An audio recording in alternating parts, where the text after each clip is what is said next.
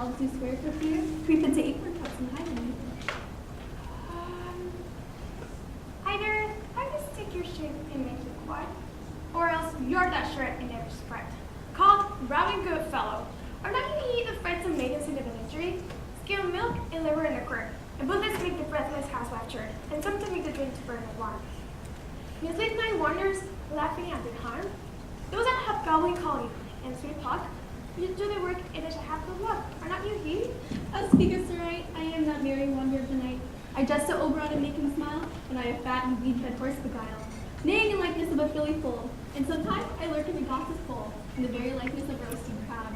And when she sips, against her lips I fall, and in her withered dew I pour the ale. The wisest aunt, telling the saddest tale, sometime for a 3-foot stool mistaketh me. Then slip I from her bum, down topples she, and Taylor cries and falls into a cough. And the whole choir hold their hips aloft, and wax it in their mirth and knees and swear. The merrier hours never found there. Burroughs Berry, here comes Oberon. And he, my mistress, I would that he were gone. Ill-met by moonlight, proud Titania. What jealous Oberon? Fairy, skip hence, I forsworn his bedded company. Tarry rash wanton, am not I thy lord? Then I must be thy lady. But I know when thou hast stolen away in fairyland the shape of corn and saddle day, playing on pipes and versing love to a moist Phillida. Why art thou here? Come from the farthest deep of India, your buskined mistress and your royal love. To Theseus must be wedded, and you come to give their bed joy and prosperity. How canst thou thus, for shame, Titania, glance at my credit with thy palm touch, knowing I know thy love to Theseus? These are forges of Do jealousy. you amend it then? It lies in you. Why should Titania cross her Oberon? I do but beg a little changing boy to be my henchman. Set your heart at rest. The fairyland bides not a child of me. His mother was a votress of my order, and the spice Indian air, full often has she gossiped by my side, and sat with me on Neptune's yellow sands, marking the embarked traders on the flood, when we have laughed to see the sails conceive, and grow big-bellied with the wanton wind, which she, with pretty and with swimming gait, following, who in rich with my young squire, would imitate and sail upon the land, to fetch me trifles and return again, as from a voyage rich with merchandise. But she, being mortal, the boy did die, and for her sake I do rip the boy, and for her sake I will not part with him. How long within this wood intend you stay? Perchance till after Theseus' wedding day. If you will patiently dance in our rounds and see our moonlight reveals, go with us. If not, shun me. I will spare your haunts. Give me that boy, and I will go with thee. Not for thy fairy kingdom. Fairies away, we should chide downright if thy longer stay. Well, go thy way. Thou shalt not from this grove till I torment thee for this injury. Come hither. Thou rememberest, since once I sat upon a promontory and heard a mermaid on a dolphin's back, uttering such dulcet and harmonious breath that the rude sea grew civil at her song, and certain stars shot madly from their spheres to hear the singing's music. I remember. That very time I saw, but thou couldst not, flying between the cold moon and the earth, Cupid, all armed, a certain aim he took at a fair vestal thrown in by the west, and loosed his love shaft smartly from his bow as it should pierce 100,000 hearts. But I might see young Cupid's fiery shaft quenched in the chaste beams of the watery moon, and the imperial votress passed on in maiden's meditation fancy free. Yet marked I where the bolt of Cupid fell. It fell upon a little western flower, before milk white now purple with love's wound, and maidens call it love and idleness. Fetch me this flower, the herb I showed thee once. The juice of it on sleeping eyelids laid will make man or woman madly dote upon the next living creature that it sees. Fetch me this herb and be thou here again, ere the Leviathan consume thee. I'll put a girl around the earth in 40 minutes. Having once this juice, I'll watch Titania when she is asleep and drop the liquor of it in her eyes. The next thing then she waking looks upon, be it on lion, bear, wolf, or bull, on meddling monkey or on busy ape, she shall pursue it with the soul of love. And ere I take this charm from off her sight, as I can take it with another herb, I'll make her render up her page to me. But who comes here? I am invisible, and I will overhear their conference. I love thee not, therefore pursue me not. Where is thy surrender for Hermia, the one who slay thee that slaved me? Thou toldst me they were stolen into this wood, and here am I, and woe within this wood, because I cannot meet with fair Hermia. Hence, get thee gone and follow me no more. You draw me, you hard-hearted adamant, but yet you draw not iron, for my heart is as true as steel. Leave me your power to draw, and I shall have no power to follow you. Do I entice you? Do I speak you fair? Or rather, do I not, in plainest truth, tell you I do not, nor can not love you? And even for that, I do love you the more. Dear Spaniel and Demetrius, the more you beat me, I will fawn on you. Use me but as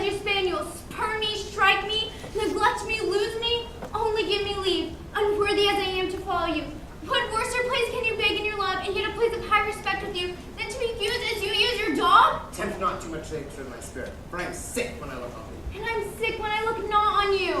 I'll run from thee and hide me with grace, and leave thee to the mercy of the wild beasts. The wildest have not such a heart as you. Find when you will, the story shall be changed. I'll not stay thy questions. Let me go. I will follow thee, make heaven and hell, to die upon the hand I love so well. Fare thee well, nymph, ere he do leave this grove. Thou shalt find him, and he shall seek thy love. Hast thou the flower there? Welcome, wanderer. Aye, there is. I pray thee, give it me. I know a bank whereon the wild thyme blows, where oxlips and the nodding violet grows, quite over canopied with luscious fruit vines, with sweet musk roses and with eglantine. There sleeps Titania some time of the night, lulled in these flowers with dances and delight. And there the snake throws her enameled skin, weed white enough to wrap a fairy in. With the juice of this, I'll streak her eyes and make her full of hateful fantasies. Take thou some of it, and seek through this grove. A sweet Athenian lady is in love with a disdainful youth. Anoint his eyes, but do it when the next thing he espies may be on the lady. Thou shalt know the man by the Athenian garments he hath on. Effect it with some care, that he may prove more fond of her than she upon her love. Then look thou me ere the first cock crow. You're not my lord, your servant shall do so.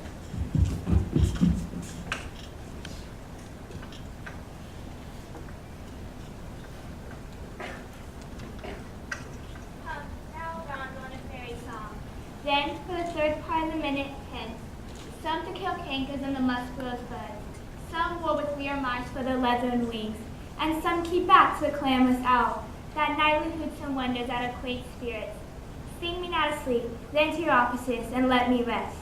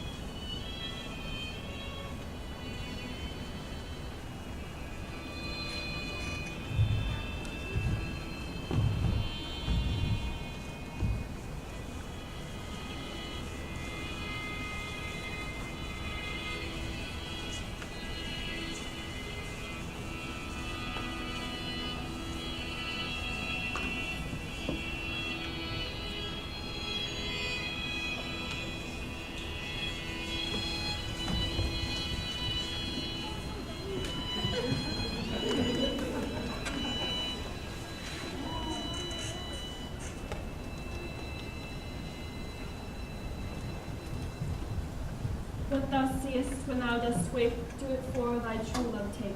Love and languish for his sake. Be it ounce or cat or bear, hard or boar with bristled hair. In thy eye that shall appear, when thou wakest it is thy dear. Wake when some vile thing is near. Fair love, we faintly wandered in the wood, and to speak troth, I've forgotten our way. We'll rest us, Hermia, if you think it good, and tarry for the comfort of the day. Be it so, Lysander. Find you out of bed, for I upon this bank will rest my head. Here is my bed. Sleep, give thee all his rest. Through the forest I have gone, but Athenian found I none, on whose eyes I might approve this flower's force and stirring love. Night in silence, who is here? Leads of Athens he doth wear. This is he, my master said, despised the Athenian name. And here the maiden sleeping sound, on the dank and dirty ground. Pretty soul, she durst not lie, near this laugh love, this kill courtesy. Churl, upon thy eyes I throw, all the power this charm doth owe. When thou wakest, let love forbid, sleep his seat on thine eyelid. So wake when I am gone, for I must go to Oberon.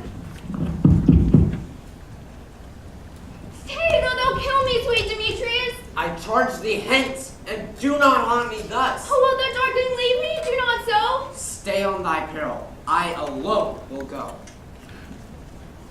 Oh, I am out of breath of this fond chase. The more my prayer, the lesser is my grace. Happy is Hermia wherever so she lies, for she hath blessed and attractive eyes.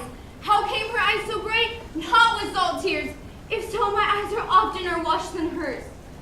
No, I am as ugly as a bear. For beasts that meet me run away for fear.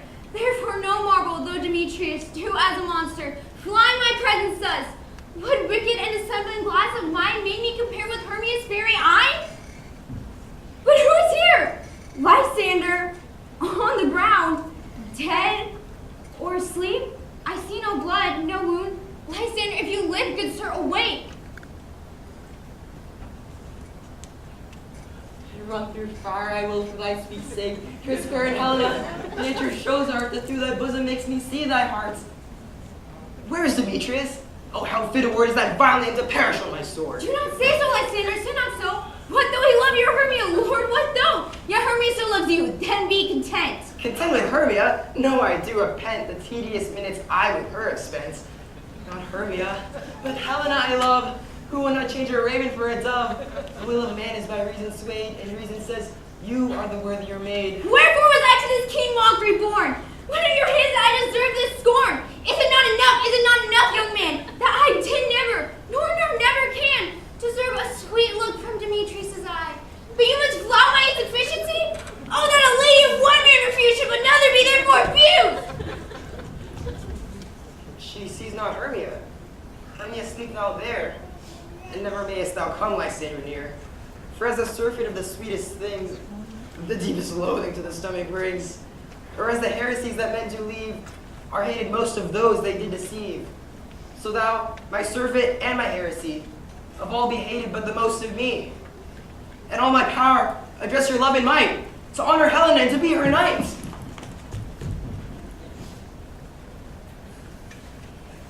Help me, Lysander.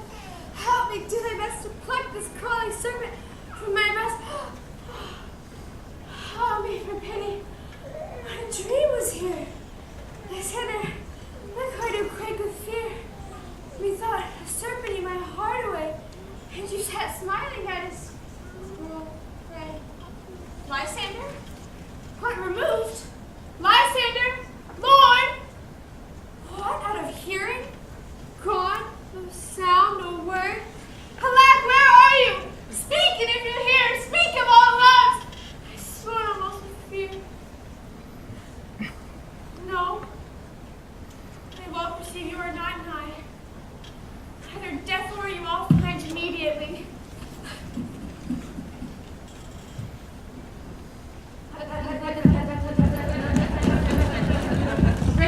Break! Are we all met? Pat, and here's the marvelous convenient place for our rehearsal. That green plot shall be our stage, and that hawthorn break our tiring house.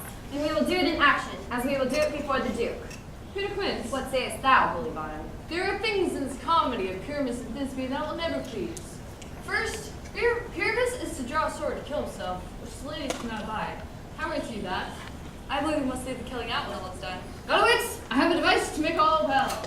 Write me a prologue, and let the prologue seem to say that we will do no harm with our swords, and that Pyramus is not killed. And for the more better assurance, tell them that I, Pyramus, am not Pyramus, but Balm the Weaver. This will put them out of fear.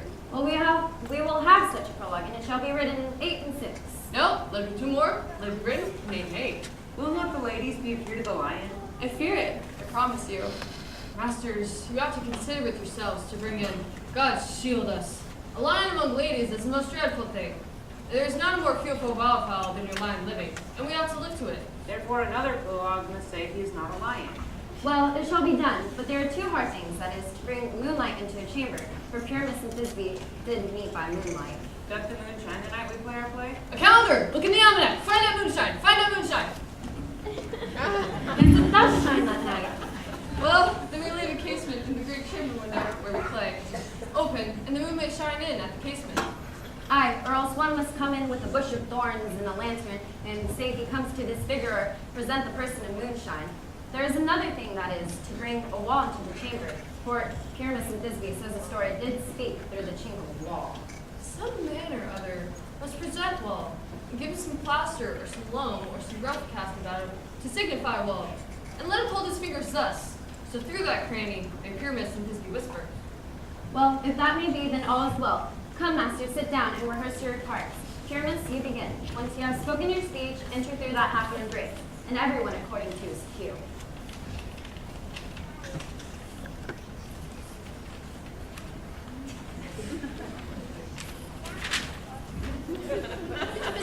I'll be swaggering here, so near the cradle of the fairy queen. What a play toward, I'll be an auditor, and after two, if I see cause. Pyramus, speak. Thisbe, stand forth.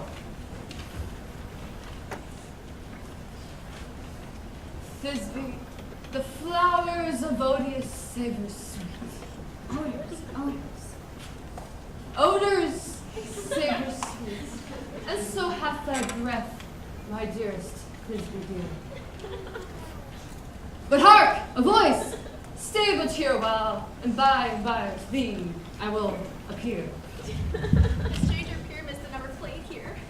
Must I speak now? I very much you, for you must understand he only goes to hear a noise to be heard. Most radiant Pyramus, most lily-white of hue, of color like the red rose on triumphant briar, most frisky juvenile, and eke most lovely Jew, as truest horse, that would never tire. I'll meet thee, Pyramus, at Ninny's tomb. Man, you must not speak that yet. You must respond that to Pyramus. Pyramus, enter. Your cue is past, but is never tired. As truest horse, that would never tire. If I were fair, Thisbe, if I were only thine. Oh, monster, so strange! We are hunted! Fly masters, help! What knavery is this to make me afeard? Bless thee, but bless thee, thou art translated! What do you see? You see an ass head of your own, don't you? I see their knavery. This is to make an ass of me, to fright me if they could. But I will not run from this place. I will walk up and down here, and I will sing, and they shall hear I am not afraid. Why do birds suddenly appear every time thou art near? Just like me, they long to be close to thee. What angel wakes me from my flowery bed? Why do stars fall from the sky every time that you walk by? Just like me, they long to be close to thee. I pray thee, gentle mortal, sing again. Mine ears as much enamored as I know, so is mine eyes and thoughts as I see, and fair virtue's force before doth move me. On first view to say, to swear I love thee. And out of this wood do not desire to go, thou shalt remain here whether thou wilt to know.